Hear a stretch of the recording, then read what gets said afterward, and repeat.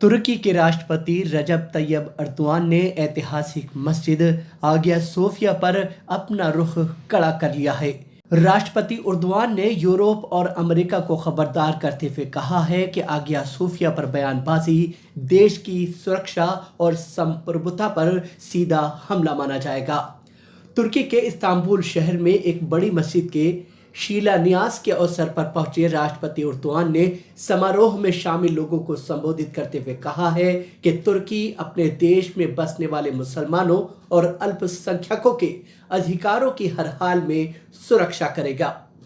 उन्होंने कहा कि आगिया सोफिया पर बयानबाजी तुर्की की सुरक्षा और संप्रभुता पर हमले जैसा है।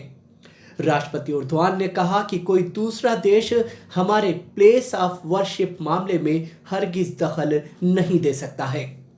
याद रहे कि इससे पहले अमेरिकी विदेश मंत्री माइक पोम्पियो ने आगिया सोफिया पर अपने एक बयान में कहा था कि हम तुर्की की सरकार पर जोर देते हैं कि वो आगिया सोफिया इमारत को म्यूजियम ही रहने दे। वो तुर्की की ऐतिहासिक और अंतर्राष्ट्रीय धरोहर है। आगिया सोफिया ईसाई, बाजेंतीनी और मुस्लिम ऑटोमन सल्तनतों के लिए काफी अहम है, तुर्की की यादगारों में से एक है और आगिया सोफिया को म्यूजियम से मस्जिद में तब्दील किया जाना किसी तौर पर ठीक नहीं होगा।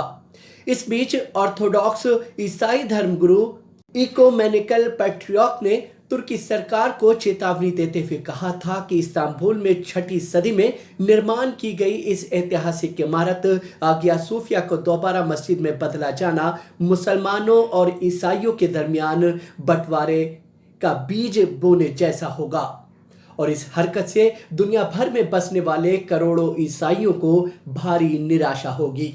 यूरोपीय देश बेल्जियम ने भी तुर्की के इस ऐतिहासिक म्यूजियम को मस्जिद में तब्दील किए जाने का भारी विरोध किया था।